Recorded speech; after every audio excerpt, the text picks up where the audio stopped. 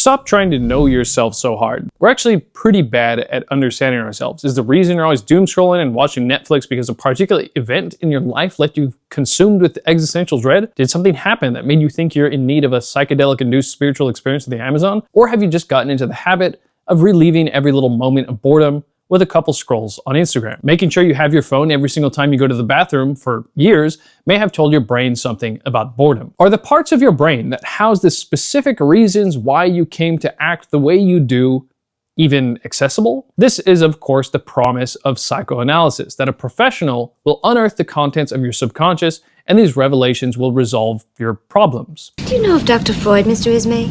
Freud had some great ideas, but he also was kind of a weirdo. If you're a hammer, everything looks like a nail. To Freud, everything looked like sex.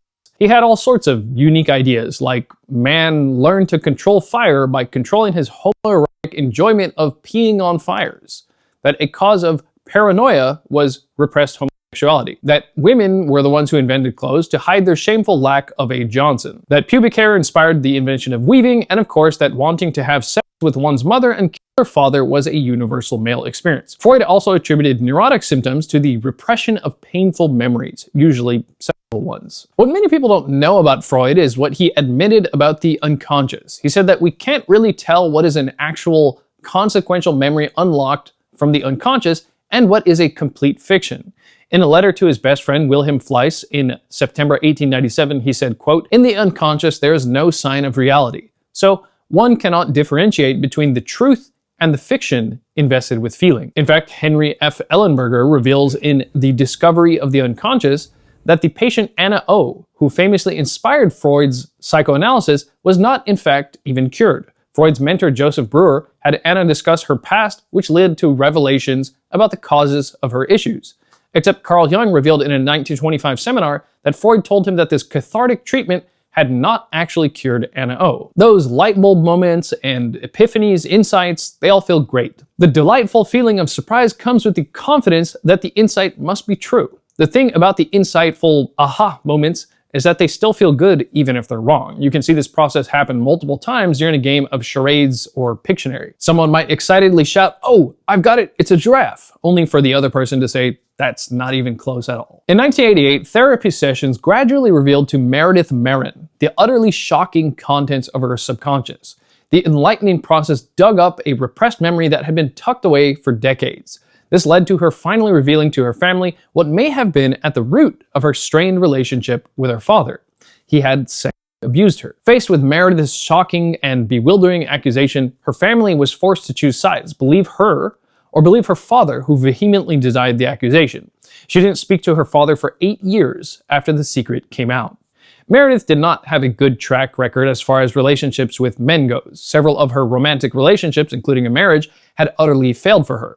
As for her relationship with her father, she had described him as having been alternately neglectful and intrusive, distracted and authoritarian, absent and self-absorbed. In the early 80s, she became a radical feminist and was investigating childhood abuse. Not only had she been dealing with horrific tales from abuse survivors for years, she was now dating a woman who was herself an incest survivor. At the time, Meredith was a reporter covering the recovered memory phenomenon sweeping the United States. Along with her research and her relationship to an incest survivor, she was also teaching a women's writing class where nearly every student was writing some sort of sexual abuse memoir. Meredith said she was living on planet incest. Meredith received a copy of The Courage to Heal, a widely popular book that she said, quote, led to many to think of themselves as abuse victims. Meredith started having nightmares about her father molesting her. The people around her told her not to doubt the visions. In 1996, Meredith finally realized herself that the sexual abuse had all been completely imaginary. She came clean and apologized to her family for being so influenced by her circumstances that she conjured up this false memory.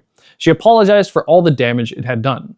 During the 1980s and the 90s, the recovered memory movement was in full swing. Several factors, including repressed memory therapy, led many adults and children to believe they were victims of sexual abuse.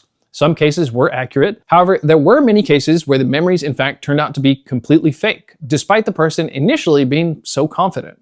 The False Memory Syndrome Foundation was founded in 1992. The purpose of the foundation was to seek the reasons for the spread of false memory syndrome, to work for ways to prevent it, to aid those who were affected by it, and to bring families into their reconciliation, end quote. Memory researcher Elizabeth Loftus explains that contrary to popular belief, memory is not a perfect recording of the past. It's a reconstructive process. At a family gathering, 44-year-old Elizabeth's uncle mentioned to her that she had been the one to discover her mother's body after she drowned in a pool over 30 years ago. Her uncle's words unlocked something in her mind. Quote, "Until then, she remembered little about the death itself. Suddenly, the memories began to drift back, clear and vivid.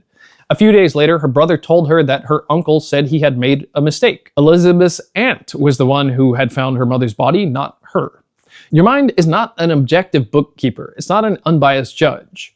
Our minds are kind of just winging it. In psychologist Dr. Timothy Wilson's book, Strangers to Ourselves, Discovering the Adaptive Unconscious, he thoroughly lays out how looking inwards to understand our hidden motivations and desires is often more of a process of creation rather than discovery. His main point is that being honest about what our behavior reveals is the most effective way to understand ourselves.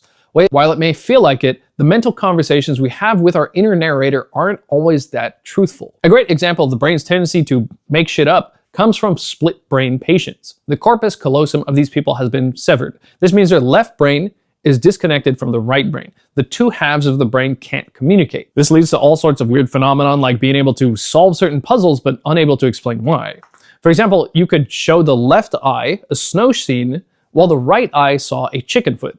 The left hand would point to a snow shovel while the right hand pointed to a chicken face. Remember, the language side of the brain is disconnected and can't communicate with the part of the brain that is processing the snow scene. This means the reason why they correctly picked the shovel is inaccessible to the part of the brain that can explain that. So the people would just make something up. They would say something like, quote, "Of course a chicken foot goes with the chicken, and if you're going to clean out a chicken shed, you'll need a shovel." Psychologist Dr. Dan McAdams argues that our identities are mostly formed by us telling an ever-evolving story about our past, our present, and our future. A fair bit of rationalization needs to take place for the story to make sense.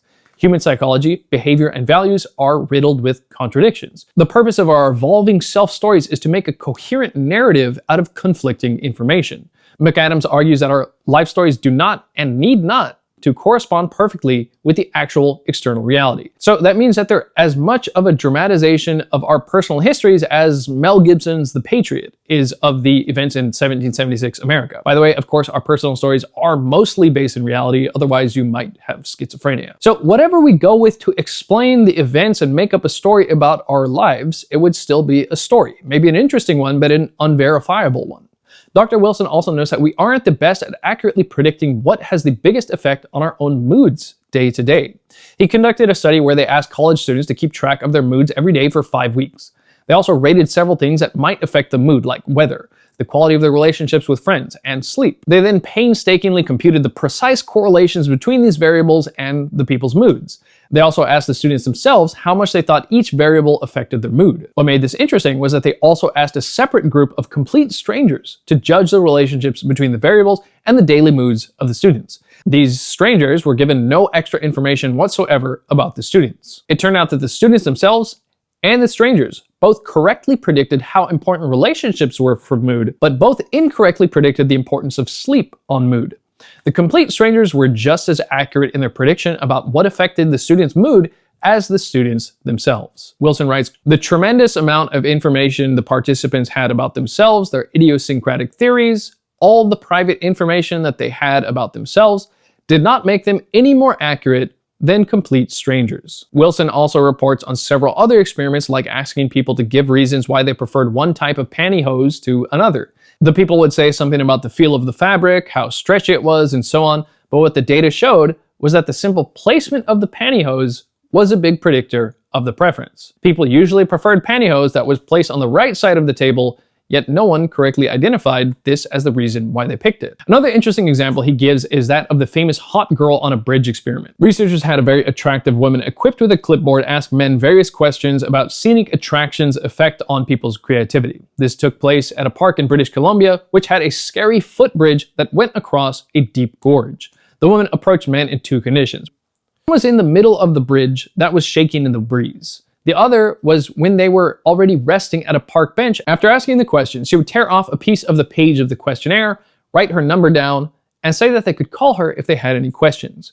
The The researchers wanted to see how many of the men would be attracted enough to call her up and ask her on a date. It turned out more than double the men on the bridge asked the woman on the date versus on the park bench. 65% of the men on the scary bridge asked her out, but only 30% of the men on the safe bench asked her out. The conclusion was that the men were confused about their bodily signals. The bridge jacked up their heart rate, made them sweat, and made them short of breath. They mistook this for being absolutely smitten by her. Dr. Wilson's book is filled with examples of why it's difficult for us to know exactly why we make the decisions we do, why certain things upset us, why we have the values we do, and so on. Even when you think you've got a good guess, the rationalization machine that is your brain won't always give you an accurate, unbiased explanation. As someone who tends to overanalyze everything, myself, I find this to be very freeing. There are limits to introspection, so don't overdo it. Another big point is that your analysis is going to be biased by the emotions that you're feeling. The more you're feeling that emotion of frustration, the more a mental life review is going to reveal the frustrating aspects of your life. That is to say that if a mental life review is leading to strong feelings of self-pity, then continuing that life review is going to be shaded by that feeling of self-pity. You're going to find more reasons to justify that feeling of self-pity. Now, some level of introspection is of course good and necessary. We need to review our past so we can understand how to make our life better in the future. Completely casting out all self-reflection is not a good idea. But the thing is that there are portions of your mental code that you'll never have access to. The most practical thing you can do is to just try things and stick with the behaviors that make you more satisfied with yourself. The more you learn about the limitations of your conscious mind's ability to fully grasp why we do what we do, the lighter you'll feel. In Strangers to Ourselves, Dr. Wilson cites evidence that too much introspection can actually be counterproductive. He makes the case that if you want to know who you are, step out of your mind and just pay attention to what you actually do. You can also try and learn what other people actually think about you, because the only way other people can understand you is by observing your behavior. If you want to change yourself for the better, you have to just do different things.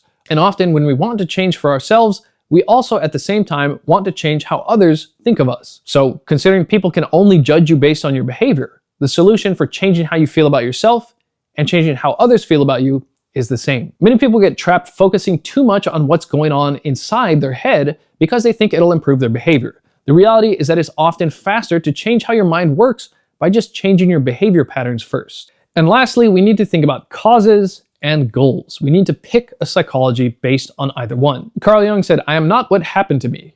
I am what I choose to become." A large chunk of the foundations for our modern psychology came from Freud. Freud got many of his ideas about psychology from John Martin Charcot and Pierre Janet. Before that, an Austrian physician named Franz Anton Mesmer was trying to heal people's issues by manipulating animal magnetism, a fluid coursing through the human body. His mesmerizing people with magnetic techniques laid the groundwork for hypnosis. Going back further, there were all kinds of healing techniques like exorcism or a shamanic spirit retrieval. And the reason all these weird sounding techniques got big is because to some degree, they seemed to actually make people feel better. While Freud was developing his massively influential theories, another major voice at the time was Alfred Adler. Instead of trying to heal broken people by going back and reliving the past, Adler focused on the opposite direction. Adler argued that behavior is best explained not by someone's past, but by their goals. Instead of worrying about the reason why someone acts the way they do, he asked, what is the purpose of their behavior? So why are you socially anxious? All sorts of reasons or life events might come to mind, but what is the purpose of social anxiety? Well, for one, it would prevent you from standing out too much. When you stand out and unapologetically show your true self, you will increase your exposure to more people who jive with you and you'll make more friends, sure. However, not everyone will like what you have to offer. Boldly presenting yourself to everyone has a risk attached. So the purpose of social anxiety is often to avoid the risk of being disliked. So what was the purpose of my procrastination? First, I thought maybe it was to escape the anxiety-inducing fog of vague tasks that I have for myself. And maybe it feels like a fog because I haven't clearly established each task's priority. That felt a little closer. When I started to think about it that way, I started to get closer to an actual practical solution that I could at least test out. So test out enough behaviors and reality will show you which is most effective. Select the most effective one and double down on it. Make it a habit. Your mind will start to take note and your identity will start to change because your behavior is changing. Men will never change their actions unless they change their interpretations. No experience is a cause of success or failure. We do not suffer from the shock of our experiences, the so-called trauma, but we make out of them just what suits our purposes. We are self-determined by the meaning we give to experiences. Meanings are not determined by situations, but we determine ourselves by the meanings we give to situations. That quote is from Alfred Adler in his book, What Life Could Mean to You.